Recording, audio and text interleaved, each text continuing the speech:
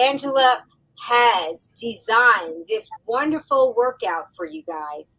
This is the gentle beginner workout for strength and everyday movements too, because this is something that we're all concerned about. This is something and it's called ADL, right, Angela? What you want to tell us what ADL stands for? Activities of daily living. So mostly when I do my workouts, not mostly, all the time, when I present my workouts, I'm always thinking about what do people do? Because I'm a people watcher, Amy, and I watch people and how they move and how they move when they're doing certain activities and maybe just when they're walking in life, you know?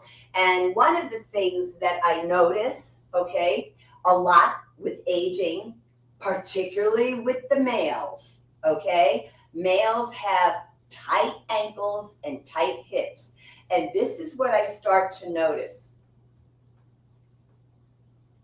They're not really bending their knees, right? So all of this gets super stiff, right? So I tied in this workout some heel raises, both standing and seated, and work also for the shin muscles. But I do have to say that I have a lot of squats and deadlifts in this routine because they represent activities of daily living. I think what we'll do now is we'll just start off with our game of true or false. It's time for True or False on Be Green with Amy Live. Answer true or false to Amy's questions in the comments below, and Amy will ask our guest for the expert answer. Oh, I love that. Just Ted's voice picks really good music. Okay, the first question, Green Warriors, true or false? Lack of exercise is not a major cause of chronic disease. What do you think? Angela, tell us about it. All right, so first off, just so you know, I have a cheat sheet because you know me, Amy, I am really like data-based and I always send Amy my sources and all of that. So I always read word for word. I don't give my summary of something unless I preface it and say, this is how I see this, but then I'm going to read the words. All right. So that's why I've got my cheat sheet. So it is false. Okay. So this is just amazing. So I sourced, there's Sid. Hey, my dear, and Roxy, that's great. Wonderful. Thank you. And they all got the answer right because I know they do. I know they do. So my source was from the NIH's database, and it's from the Comprehensive Physiology Journal, which was published in April of 2012. The authors are Frank W. Booth, Christian K. Roberts, and Matthew J. Lay. And this is what they say. They say physical activity / physical exercise acts as a primary prevention against, get this, those are my words, 35 conditions.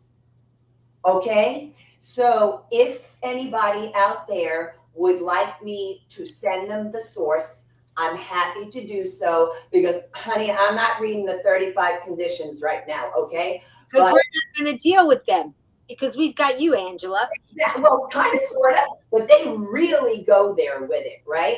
And because I will probably be touching on close to 20 chronic concerns today with this. Wow. So if you want the link, I'm happy to send it to you so you can read those 35 conditions. Thank you. You're welcome. You have some great questions, and here's another one. True or false? Physical activity, physical exercise acts as a primary prevention. Oh, wait. Did we just do that one? Yeah, we did. We did, yeah. So we got true or false. In reality, physical fitness and physical activity are one and the same. Ooh, that's a tricky one, Angela. Okay, Green Warriors, give it a guess. And that's why I wanted to present it, all right? So it's false, but I'm going to tell you my take on this first, but then I'm going to read word for word what the NIH says, okay, Comprehensive Physiology. So I hear a lot from people, well, I walk my dog. I walk my dog 3 times a day. That's my exercise. And my answer to that is, if that's the most you're doing, that you're capable of, that's fine. But is that the most you're doing at all? Because I have to tell you that if you are not elevating your rate of breathlessness, if you don't feel your heart rate increasing, if you don't want to chat at all while you're working out, but if you have to, you will, that's exercise. We want to have cues that you are actually efforting. So please, if walking the dog, if you are not walking as fast as you possibly can, or even running with the dog, and you're used to walking your dog 3 times a day, you can't call it exercise, folks. You can call it activity for sure. And activity is excellent. So let me get to what they say here. Physical fitness includes a number of components consisting of cardiorespiratory endurance, which they term as aerobic power, skeletal muscular endurance, which is skeletal muscular power, flexibility, balance, speed, and enhancement of your reflex reaction time, and body composition. Physical activity is any bodily movement produced by the contraction of skeletal muscle that increases energy expenditure above a basal level. So that means basically at above a resting level, if I'm going to do this, just walk toward the camera, well, that's being driven by muscle. That is activity. That is not work for physical fitness. If I did a 65-minute, 12.5-pound weighted vest fitness walk today in the sun, going at a pretty good clip, and I got in about 8,200 steps, and that is effort. And I was sweating and not really in the mood to chat, So that's what I wanted to point out to you. Yeah. So if you're walking along and you have your cell phone while you're walking, and that stuff slows you down. I have my music plugged into my ears. That's what I'm doing. And in fact, on purpose, I don't take a phone. I have a little tiny radio that I purchased from Amazon to just have it in my pocket and go. Yep. That's really great. Yeah. Okay. So I think we have one more question. Yep. True or false, one's balance and flexibility fitness are based on genetic inheritability? I'm going to give them a moment for that one. Yeah. Okay. So that would be false. And I know a lot of people are like, well, my mother's got tight muscles. I have tight muscles. I'm like, yeah, don't go there too far into that. I'm not saying that there isn't a little bit of truth to that. So their answer is both have components of genetic inheritability and are also trainable. So the thing is, if you inherited mom's maybe she got shorter tendinous attachments and stuff like that. If you inherited that, which is very possible because it's form, right? So it's physiology. It doesn't mean, though, that you have to be without flexibility in your life. You just have to keep working at it. And when you work at flexibility in particular, be very careful. Don't push constantly to the max, because that's going to be a setup for injury. You just try a little at a time, but consistency is the key with all of this. I lost you. We can't hear you. Hopefully you can hear me now. Yeah. That's true. We tend to get a little bit too push ourselves sometimes a little bit too far too quickly. Oh yeah. That's why somebody like you can really keep us in check. I wanted to ask the Green Warriors, what is one daily activity that you would like to do more easily? Talking about activities of daily living. So type that in the chat if you would answer that, and maybe we can talk about that some more. Yeah. Okay. Well, I think we covered our questions for Yes. true or false. And should we get started with your class? Let's go for it. Yay, let's do it. Okay, so I'm so happy you folks are here. And thank you for those who are attending live and to the Green Warriors who watch the replay going forward. So my name is Angela Fischetti of Boomer and Beyond Wellness. And today's workout I'm calling Introduction to Beginners Total Body Workout, AKA Amy and Jess Task Boys are calling it Newbie Workout, because really it is.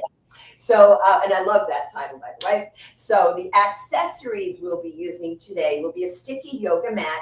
I will also be using a folding chair. However, my folding chair is a yoga chair because they're fantastic for demonstration purposes and actually for execution purposes, because you can stick your hands through the window of the chair and all that good stuff. Ask you please to feel for your high hip bones. These are called the iliac crest. So what you do is you place your hands to the inside of the high hip bone. You want to make sure that your fingers are pointing straight down, now not in toward each other.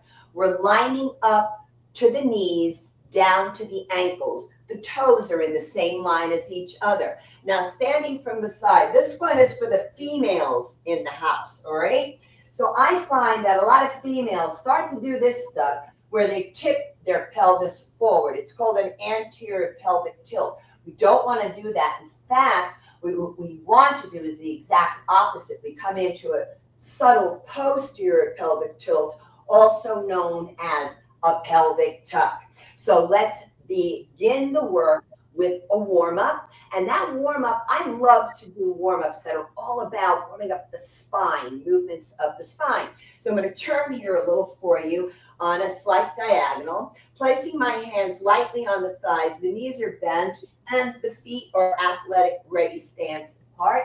On the inhale, I'm going to drop the belly down, tip the tailbone up, lift the crown of the head up and back. Now, TIA stroke, you bring the head neutral, while the rest of us can definitely enjoy this hyperextension of the cervical spine. This is a back bend, a spine extension. Now on the exhale, those of you with spine flexion issues, you stand up to neutral while the rest of us round the spine, coming into spine flexion. And basically this is a standing abdominal crunch, right? And then on the inhale, we're going to come into spine extension. All the breath is done in and out through the nose, exhaling into spine flexion. And one more of each. Inhale, spine extension. Exhale into spine flexion. Holding here with the belly button in, we want to pull it in so deeply that you almost want to feel it coming out the lower back. And then slowly come up. Let's take some nice big shoulder rolls. Now make sure they're shoulder rolls and not elbow pumps, because a lot of people are very tight throughout that shoulder pectoral girdle.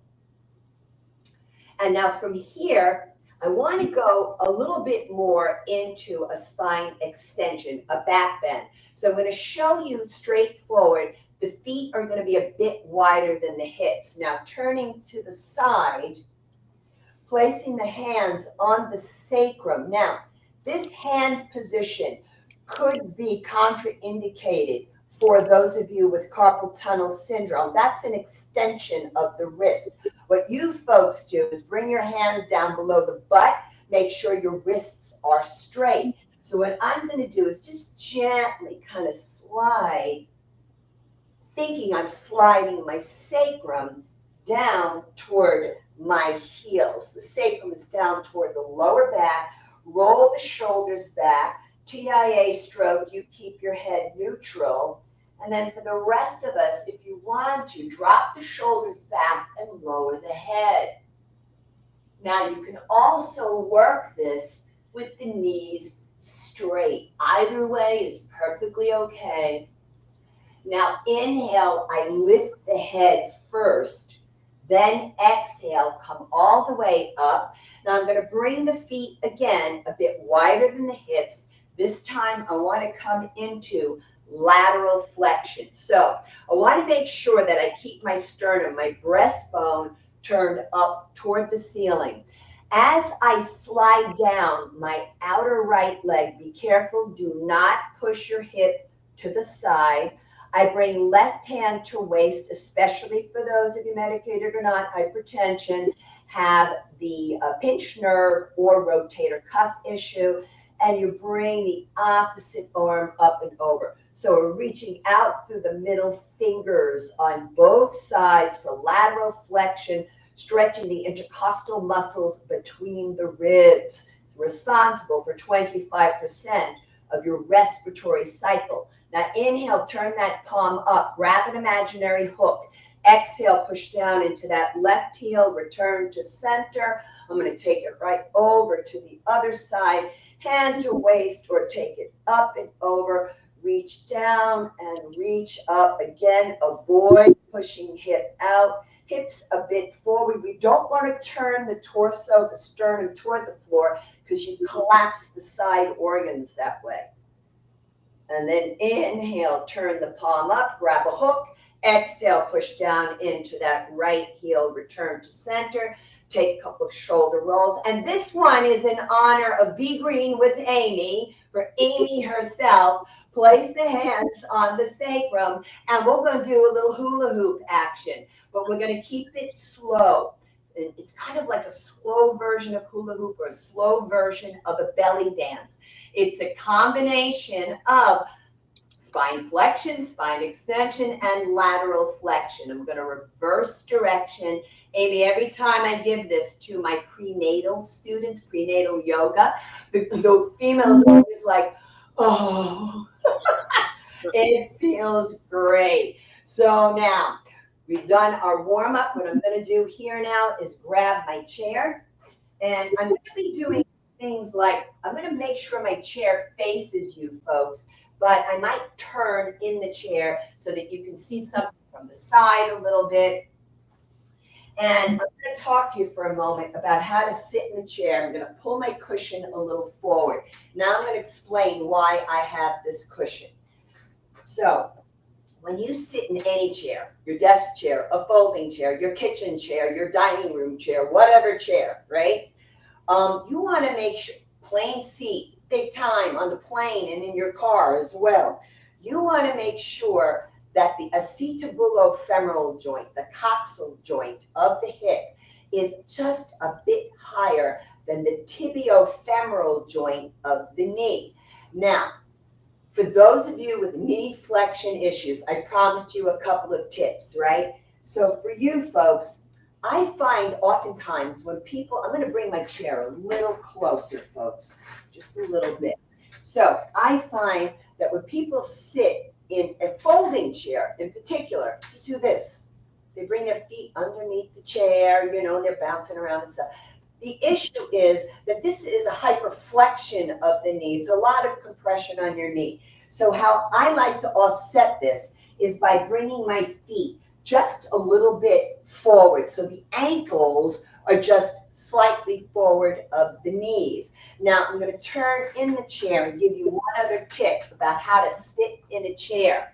I place my hands underneath my buttock flesh. I pull the flesh not only straight back, but then I wick it out wide toward the shoulders. And then I do this little rocking from side to side. And what I'm doing is feeling for, in yoga we call it the sits bones, but anatomy, this would be your ischial tuberosity. You want to sit up and forward on the front edges of that ischial tuberosity so that this doesn't happen.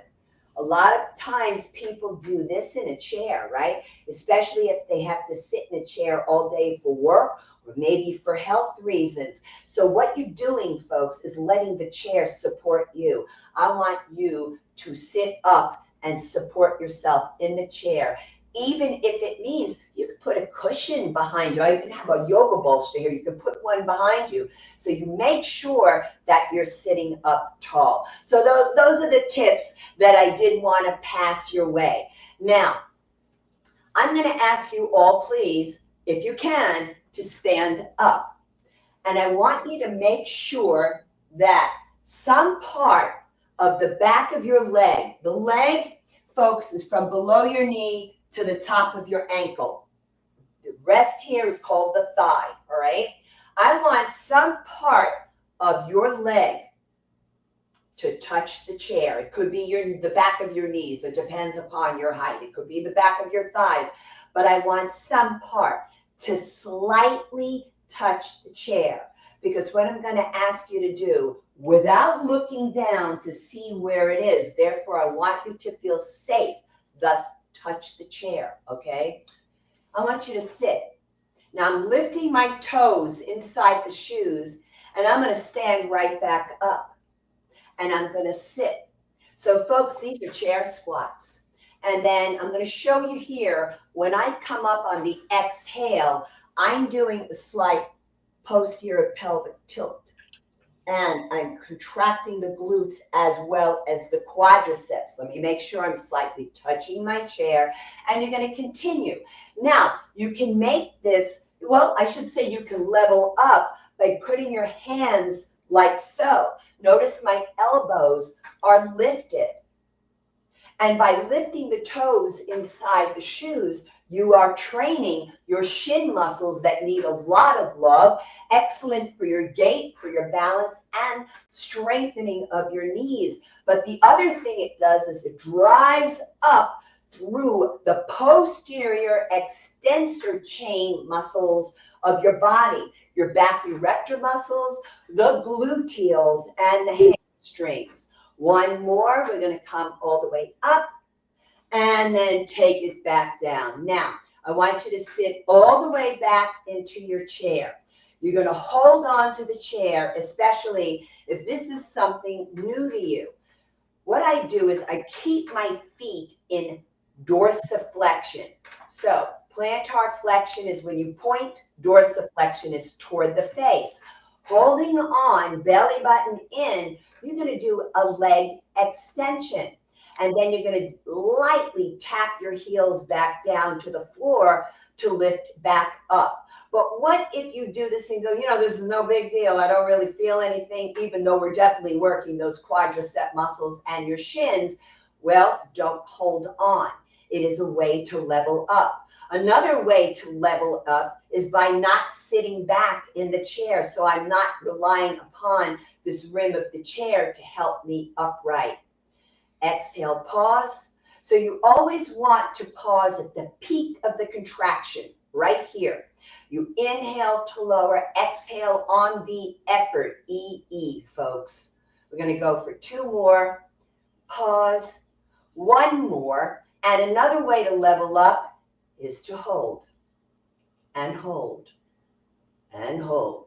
Go for this isometric contraction to lock in the work. You're going to notice that the belly button, the transverse abdominis muscle, that's that deep core muscle, it's going to work. Right? It's going to automatically work along with your back erector muscles. Now, if you need to rest your heels down, you do it. Otherwise, if you want to challenge yourself, you hold on to the chair, and we're going to work with what is called hip abduction, ABD, going away from the midline of the body into hip adduction, ADD, going toward the midline of the body.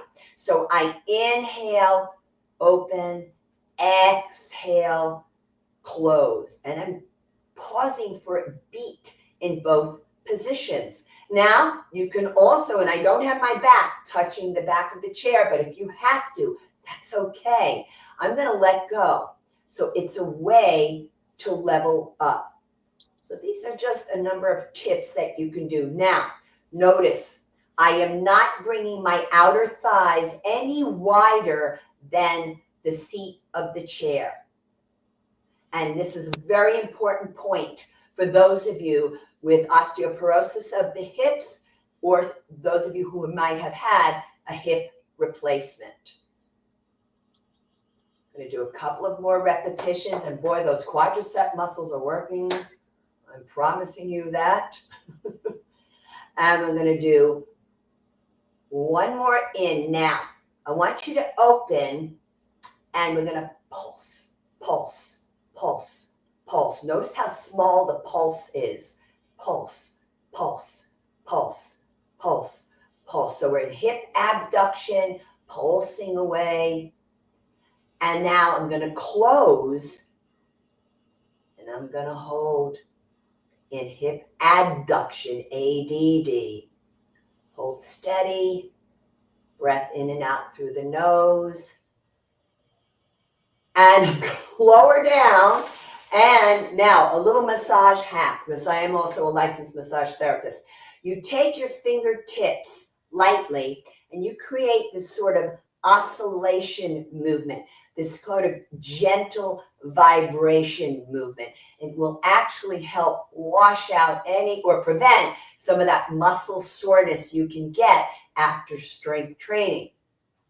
Now, let me see what I have next for you. Okay, so now I'm going to stand on up, and I'm going to turn the chair around, facing that way.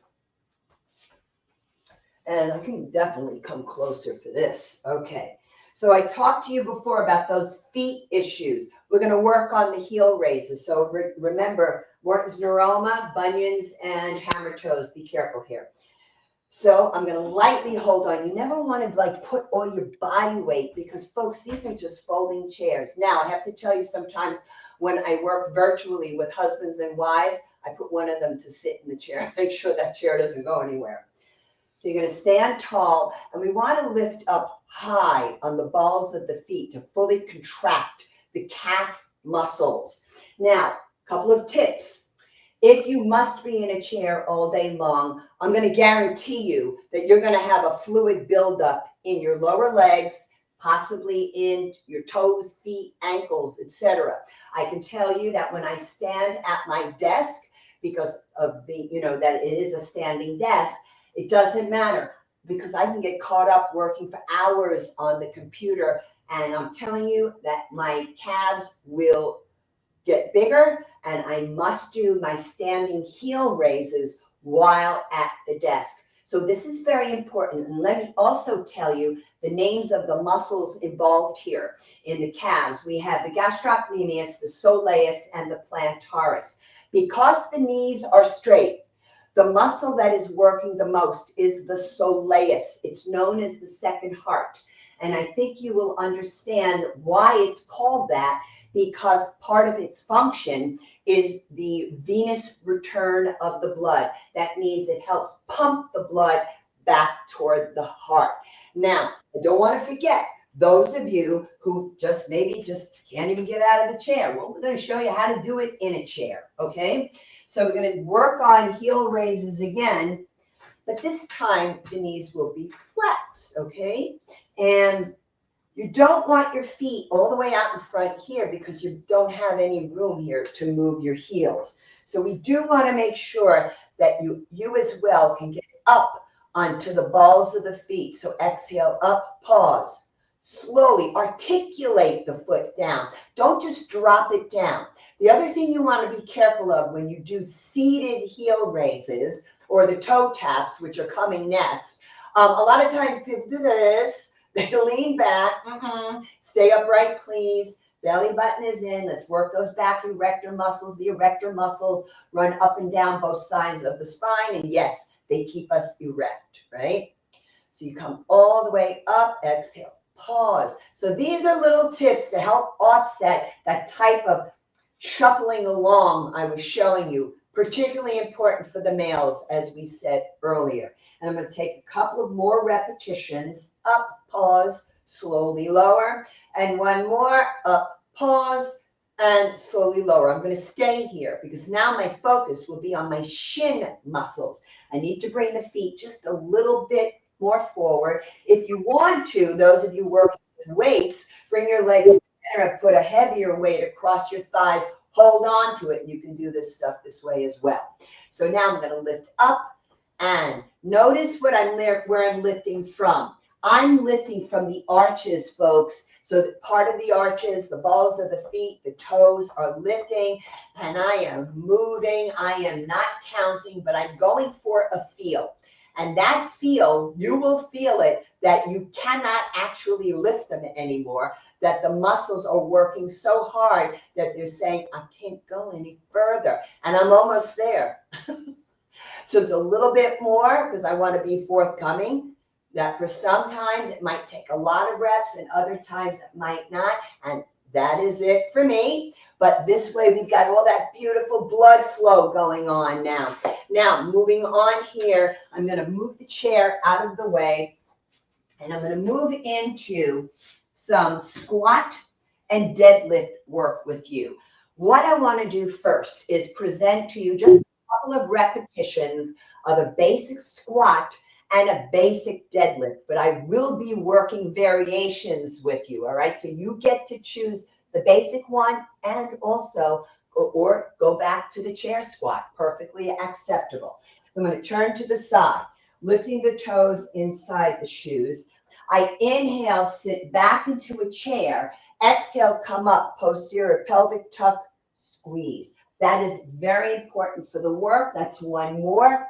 Now, here's the difference between a squat and a deadlift. Toes are still up, knees are still soft, hands in front of the thighs. You're in athletic ready stance.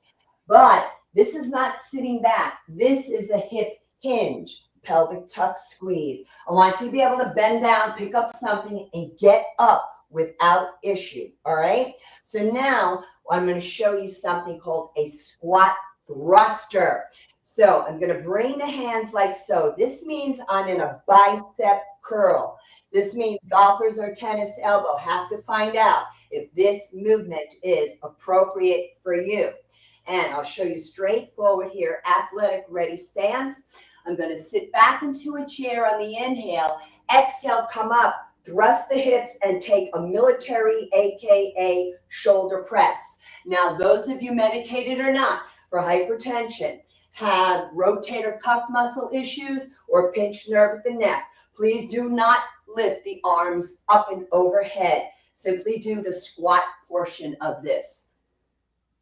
But these are two compound movements blended together. Compound exercise they have you simultaneously work the larger muscle groups and multiple joints simultaneously. We're going to go for two more. Inhale, exhale, up. I fibbed. Now I'm going to go for two more because I want you to see it from the side. Inhale, exhale, up. One more. Exhale, up and lower the arms down. Now, the next exercise I'm going to do is a sumo squat. So here we go, wide-legged squat, not for those of you with osteoporosis of the hip or hip replacement. Bring it closer together.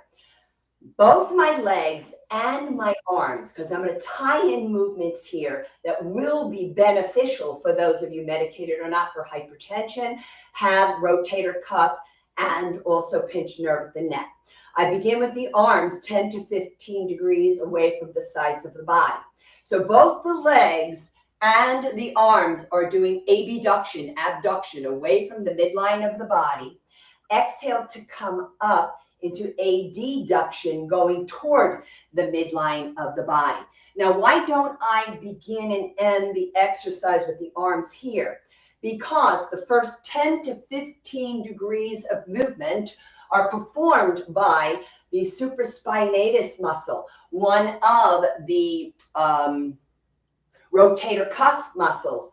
We don't want to do that. So what I'm doing is hacking, folks. I am pulling you into deltoid muscle for the exercise.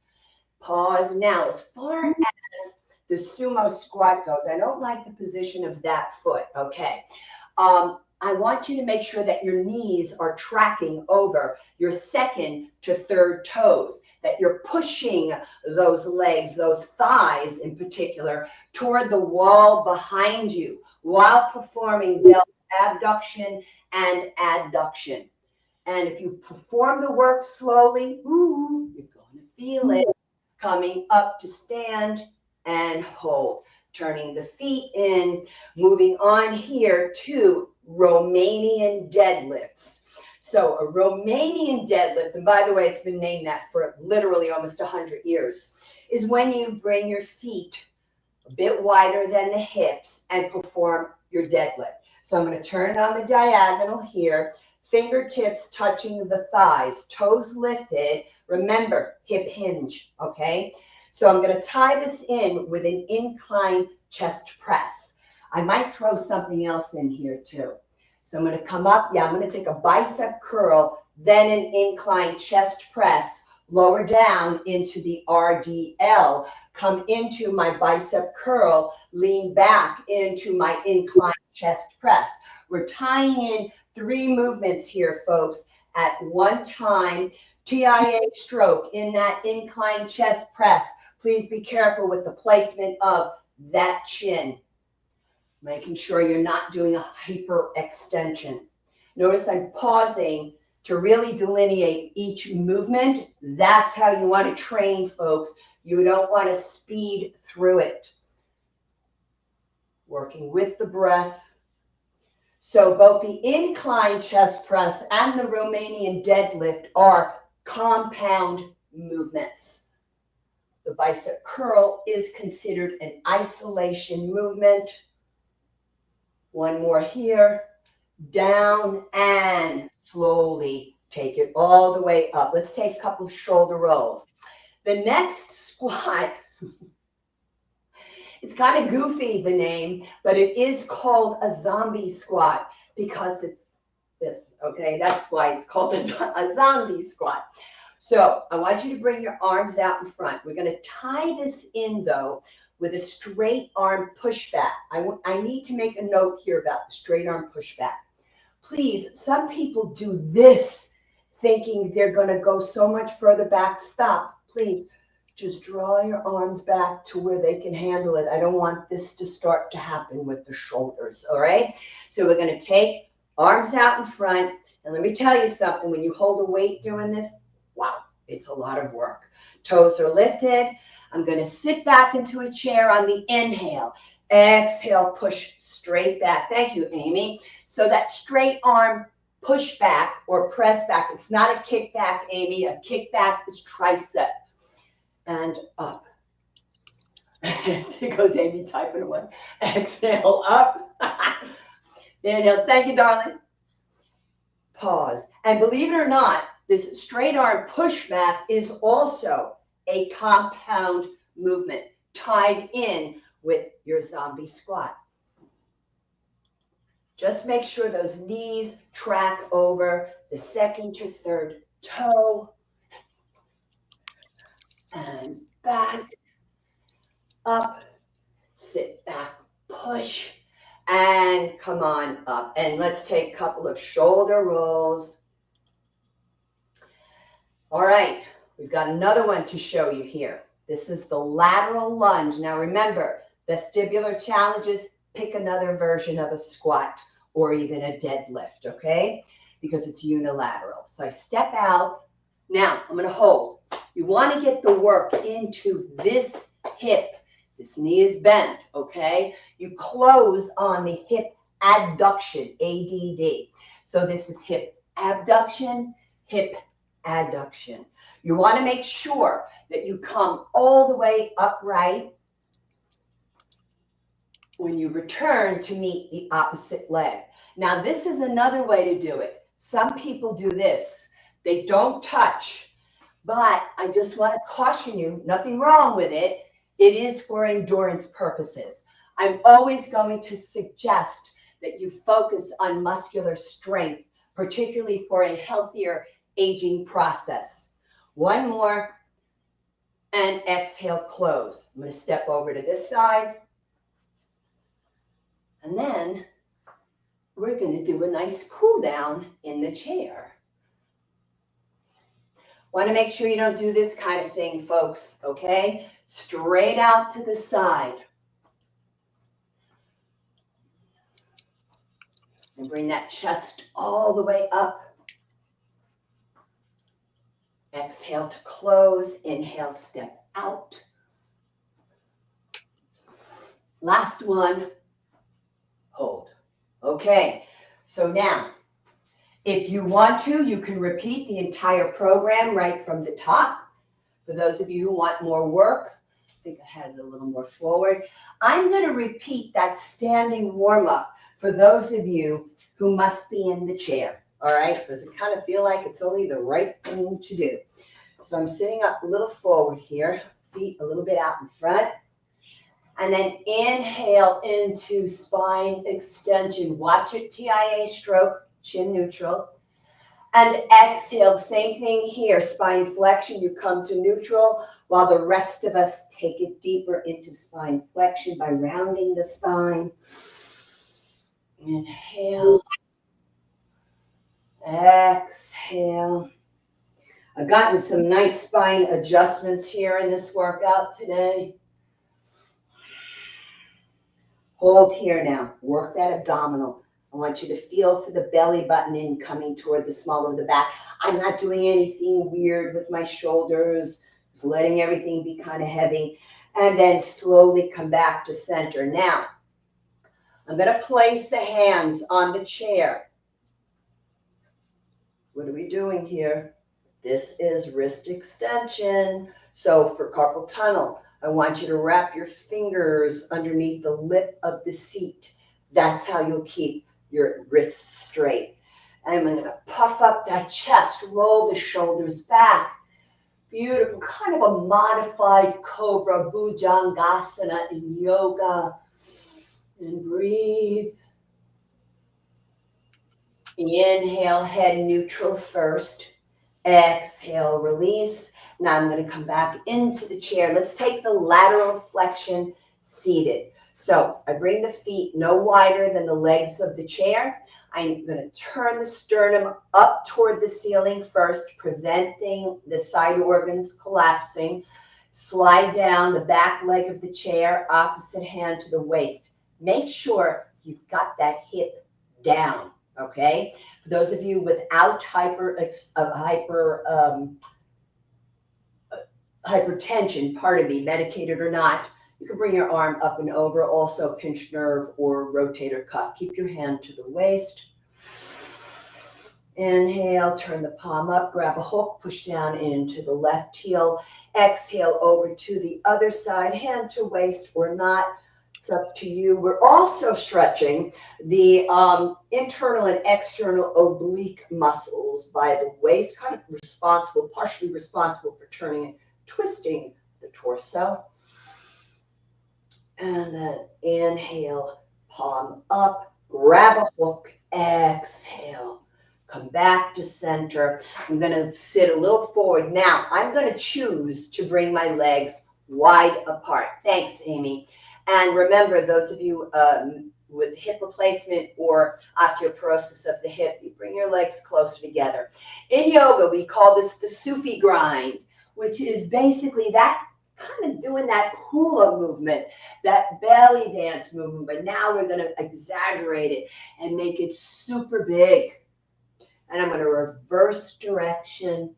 Oh, feels so good.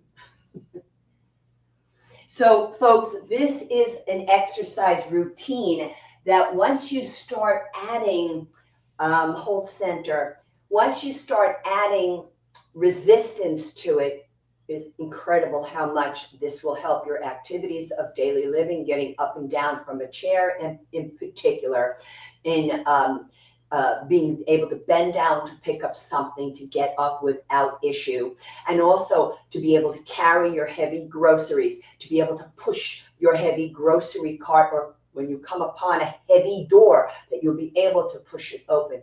All activities of daily living. So now I'm going to exaggerate the ankle movement to toe heel to bring those legs closer together. And that's what we got for you today, Amy, here with our newbie workout. Oh, that is so wonderful. Good. I'm glad. I'm going to get this out of the way for us now for the moment. So now, Green Warriors, if you haven't worked out in a while or you've never worked out, and this is a wonderful opportunity, because Angela, you really just guided us through this, and even if we might have some restrictions, you helped us with modifications. so I think this is just going to be so helpful to so many people. We have some comments. Oh, I asked earlier if the Green Warriors, how do they approach exercising and what hurdles they might have. And Roxy said, my problem is being consistent and disciplined with exercise. Okay, so Roxy, a little tip. I'm going to guess that most people have some sort of calendar of events or a to-do list for the day or whatever it is, right? Put your name in your calendar to a time, and that's when you do your workout. I do it to myself. People will say, are you available this time of this day? And I see that on that day I have other types of appointments. No, I'm sorry, but I am available this time. And because it is important that you learn how to make an appointment with yourself. And the other thing, as far as consistency, for me, what helps keep me consistent are several things. We talked about when I walk outside, right, with the weighted vest fitness walk. Music. I need music to keep me going. I'm out there because I don't really care what people think of me when I'm out there. I don't. So I'm singing out there and I'm like moving around. I honestly don't care. It's my time and it's in my world. And but also oftentimes, let's say when Sid Nodder appears on Amy, right? Yes. I'll be watching.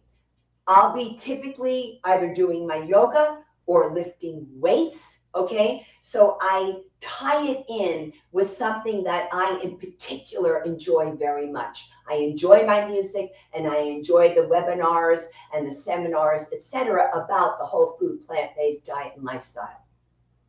Yeah. And I think just finding something that you like to do and that you don't dread doing is so important too. Right. That's right. And sometimes we might dread doing something because it seems like hard work. But what you showed us, we are going to get exercise, but it's not necessarily hard work that we're going to be sore, or it could be that we might be sore if we really haven't been doing anything. But this is just so approachable. So I encourage people to, and Roxy, even if you just do 5 minutes of this every day and just make that a habit. I'm only going to do 5 minutes of it every day, and then I'm going to shut it off. And then before you know it, you'll say, well, maybe I'll go a little bit longer. And then you just have to become a habit, right? And we have to put the other things in front of that. Yeah, you build on it, right? So if you have that 5 minutes and you've done that for 2 weeks and then maybe 6 minutes. Yeah. And notice I go with the small increments, all right? It's the same way when I'm asking somebody to level up on the weights. And you know how I talk about wear adjustable wrist weights. Take it up by 1/4 of a pound at a time. I know there's science out there and lots of studies. And you should do 10% this week, followed by 10. Yeah, well, you know what? None of those studies was done on anybody in the healthy aging process, nor on people with chronic health concerns, regardless of their age. None of those studies are on that stuff, right? Yep. So we're trying to figure out here with Boomer and Beyond Wellness, with Be Green with Amy, how to make the work accessible to everyone, because otherwise we have an overload and abundance of people not getting up. Mm-hmm. And it's a problem for their long-term health and to the long-term healthcare system. Try to look at it as healthcare, self-care, as opposed to disease management. Exactly. And just because you can't do it today doesn't mean, a couple of months from now that you can't do it. So you really just have to get on that horse and start riding. You really have to just do some movements, and you'll be surprised at what you can do. I mean, I know that, I can do more now than I could do when I was much, much younger. And that's because I just keep showing up every day. I keep showing up every day. And as the weeks and months go by, suddenly I say, oh my goodness, I couldn't do that. And now look at me, I'm doing this. And you just surprise yourself. We really do. Yeah. So Sid said, great reminders about posture while sitting at our desks. Oh, yeah. Thank you. Oh, I'm telling you, it's something that we have to keep remembering. Absolutely. So Marion Clark wants to know, how are these okay to do if you have osteoporosis? Okay, so this is when I say to you this. You look at what you can do. You figure out, Marion, what movements are you actually doing in your real life that you can see in these exercises. Because if you're doing certain movements that are not harming you in any way, then you can pick some of these. However, what I will always say to you is show it to your doctor.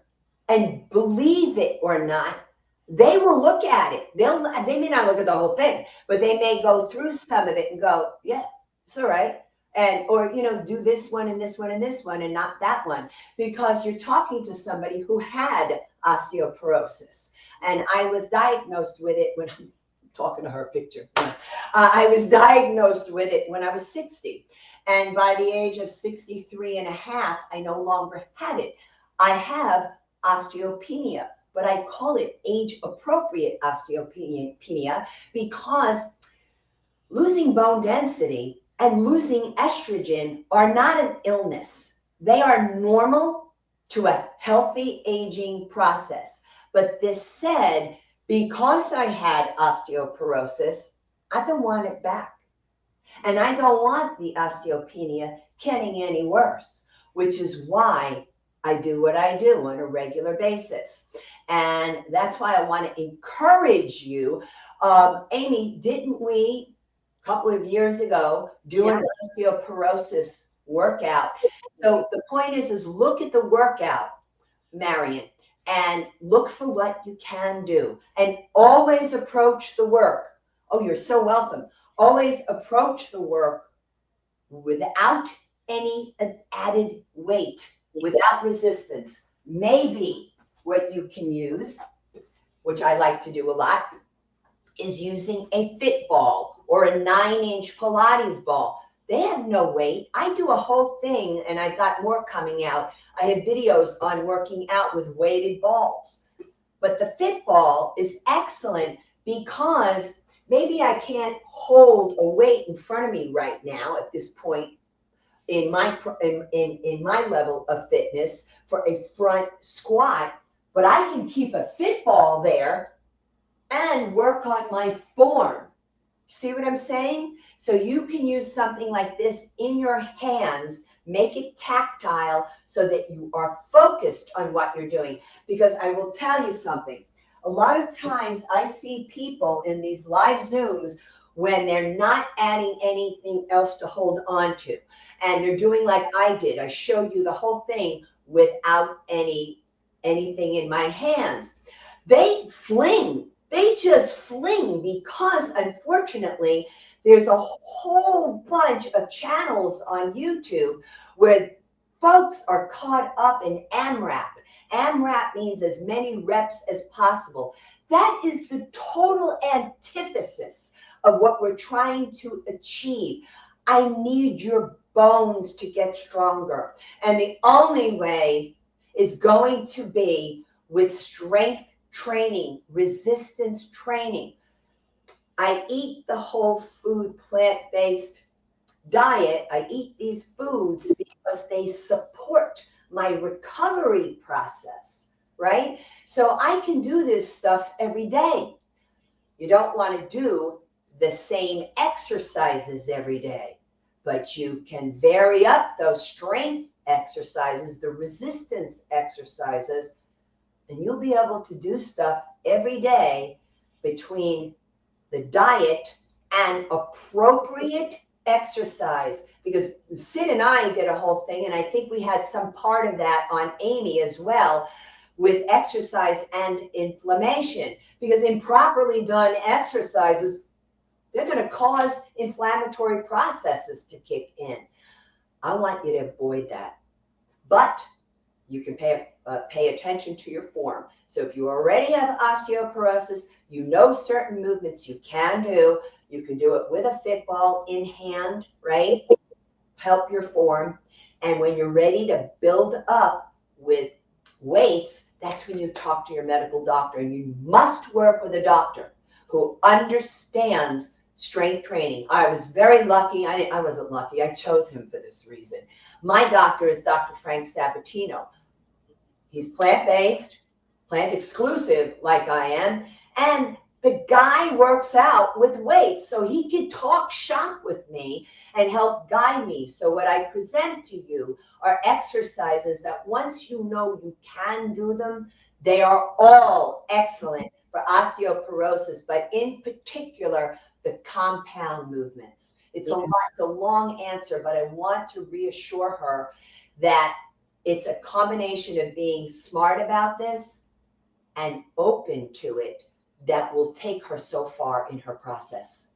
Right. And you also teach how people can move in their space, because if you have osteoporosis, you don't want to fall. You want to avoid falling, and you teach. And even in this workout, you were doing lateral moves, so that because typically we just always walk forward, right? And we rarely walk from side to side. And if our body's not trained for that, the way you train us, then that we could have a greater risk of falling and not being able to catch our balance. So these exercises that you're showing are also helping training our body to move through space in ways that we don't normally do when we're not doing the workouts that you have demonstrated. Right, and also even tying in the incline chest press, something that changes the position of your spine, you know, and going, including elevation and stuff like that. It's all very important because it just helps us ambulate and throughout life. Mm-hmm. Yeah, and that's what we want. That being not being able to do these activities of daily living that we were talking about, that's not necessarily an inevitable consequence of aging. It's you have control, and no matter what stage of life you're in, Angela can help you through that, and you can actually gain strength and gain flexibility if you follow what she shows you. So I really want to thank you so much, Angela, for what you shared with us today. Green Warriors, please click like to show your appreciation for what Angela shared with us today. Sid said another excellent workout. Thank you, Angela. Your explanations are so thorough and helpful. Yes, I agree. And Angela, tell us about what you do and how we can find you. Well, thank you, Amy. Well, folks can always feel free to contact me directly by way of the contact form on my website, boomerandbeyondwellness.com. And also there is my YouTube channel, which I have full-length workouts, full-length yoga sessions. We have chair workouts, chair yoga sessions, and also the Have It Your Way workout series, which could be a really excellent series for Marion, because Marion, here is where I teach. Each video covers one exercise at a time, because for some people, it's the way that they can feel a little safer about approaching their workout, and you get to create your own personalized approach to your exercise protocol. And typically I show how to do one exercise 3 different ways. It can be without any additional resistance or holding onto a fit ball. It could also be with bands and tubes. It could be with kettlebells. It could be with weighted balls. It could be with dumbbells. But I usually do 3 ways. I have a couple of videos there, like a 6 ways of doing a squat or something, but that is all important information, especially when you're dealing with an issue like osteoporosis. And I am available as a virtual personal trainer for older adults, myself included, soon to be 67.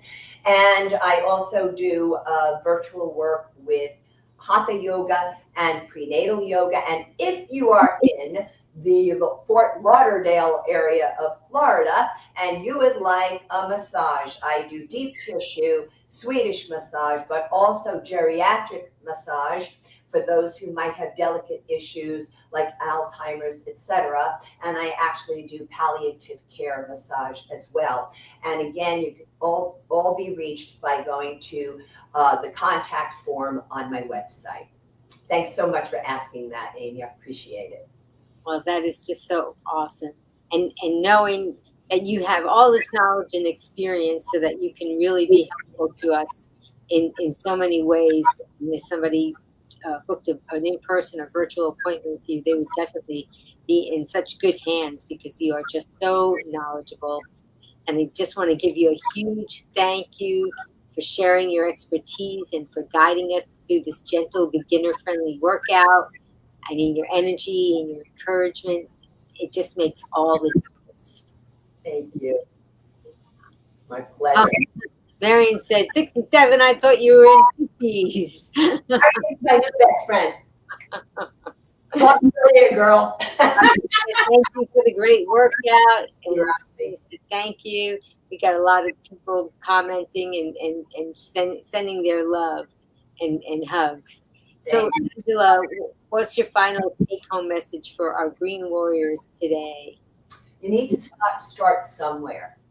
And wherever you start, remember that's where you're at, right? And accept that for what it is. It's all good because once you accept where you're at, the world opens up when it comes to moving your body. I just ask you to be smart about it. Yes, have enthusiasm, but don't let that take over because sometimes that enthusiasm can lead to injury. And I also ask you, please, to broaden your horizon. Just open up a bit and receive the information.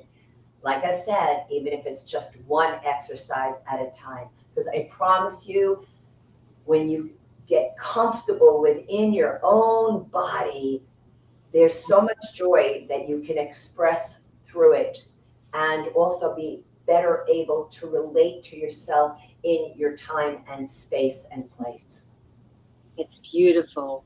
Well, Green Warriors, tell us what you're going to remember from today. You know, one of my takeaways is something that Angela said. She said, look for something that you can do. Because oftentimes we're saying, well, I can't do that. So look for something that you can do. There is something. I'm sure there's something that Angela did today that you can do. And go ahead and try that. Can I do that, Amy? I'm sorry. I want to pick up on that a little bit. Yeah. Also, please, folks, be careful of the voices of the others. You're too fragile. Oh, don't get up. I'll get up for you. Oh, don't worry. I'll do it for you. And it's like, yeah, that doesn't help. It doesn't help. So just be careful of the fears of others. Sometimes our loved ones might say, oh, but I'm so afraid you're going to get hurt, okay? You know, you can love them for it, but don't rule your life by that, folks, because otherwise you're never going to get out of that chair. Very well said. That is true. And then for those of us that are on the other side, if any of us are on the other side of it, try and encourage the people instead of trying to help them all the time. That's right. Help them help themselves. That's such great advice. Thank you. Well, I also wanted to thank Jess Task Voice because she did the promo and the countdown. She does all my thumbnails and social media. She's just all over helping me out, getting the word out to people like you to spread the word about a healthy eating lifestyle and healthy physical fitness lifestyle. And I am so excited because I have a guest coming up that I have been trying to nail down into a slot. And finally, that guest is coming up next. Jess Task Boys, tell us who's coming up next. Coming up, Jessica's plant-based journey on Be Green with Amy Live, Monday, February 10th, 3 p.m. Eastern, noon Pacific, on Be Green with Amy Live.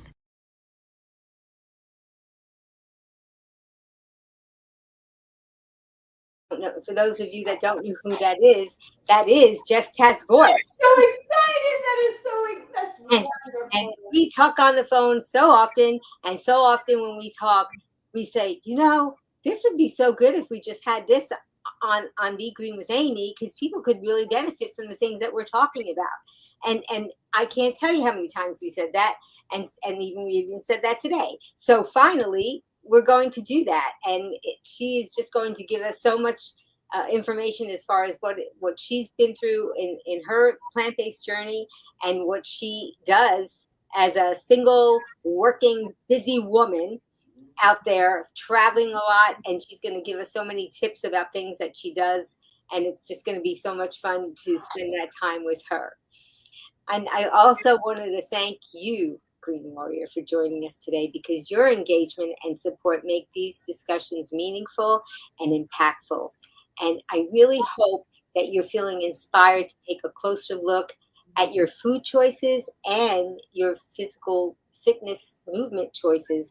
Make some positive changes for your health and well-being. And remember, every bite we take, every move we make is an opportunity to nourish our bodies, heal us, and like Angela, become the healthiest versions of ourselves.